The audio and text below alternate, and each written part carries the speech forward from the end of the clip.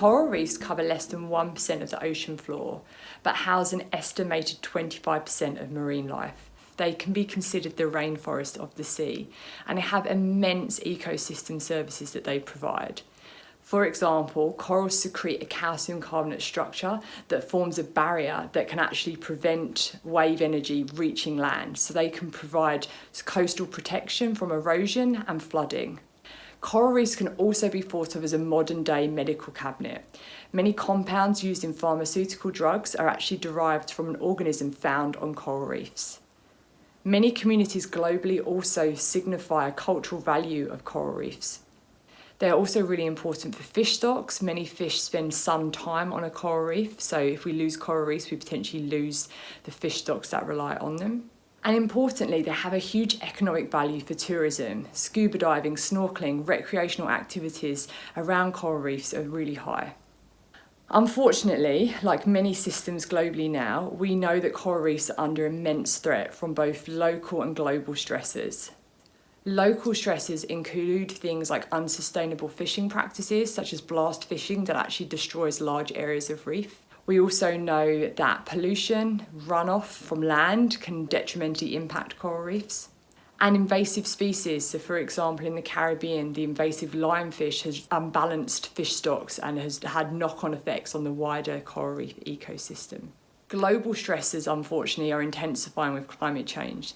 In particular, warmer oceans, more acidic oceans, lower oxygen conditions of seawater are creating a trio of stresses that coral reefs are going to have to contend with to survive into the future.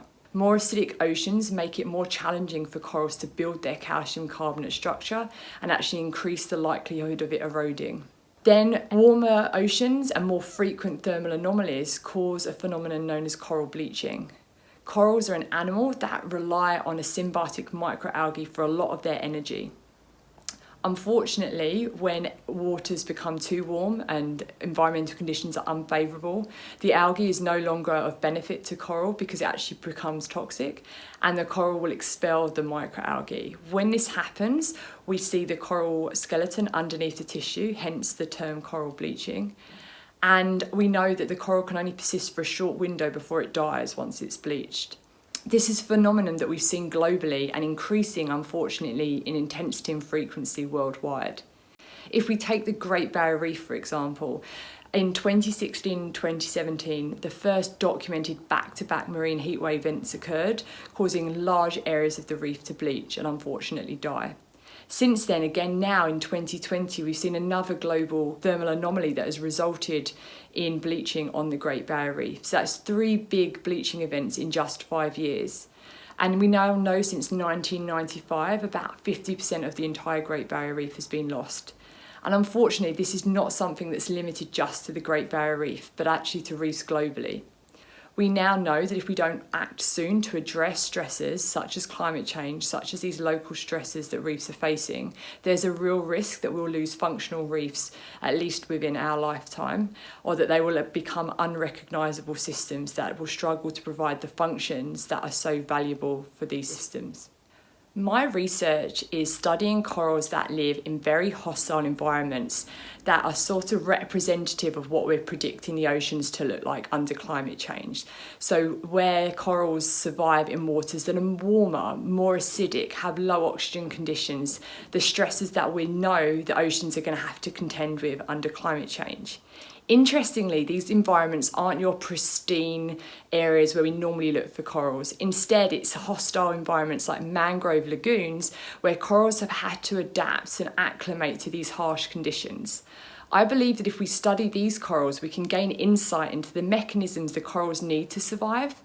We can understand better which coral species can survive, and importantly, what the cost is of that survival. Having this knowledge, we can then inform active management practices more effectively. So for example, here on the Great Barrier Reef, we have the Coral Nurture Program. This is a program that links research with tour operators to ensure site stewardship at high economic and ecological value sites on the reef. If we understand which species are more tolerant, we can then use that to inform which species we should be targeting for restoration activities. Through the work that I'm doing, I hope to engage more people in the ocean in its conservation. I hope that we can engage more females and girls in activities related to STEM subjects, so science, technology, engineering, mathematics. We know that everybody is going to be affected by climate change, but actually many of the most marginalised communities will be those that are most affected, but have the least capacity to do anything about it. So I want to ensure that we get everybody involved in the discussions around climate change so that we can have all possible minds coming up with solutions to ensure our oceans can persist, and coral reefs in particular can persist into the future.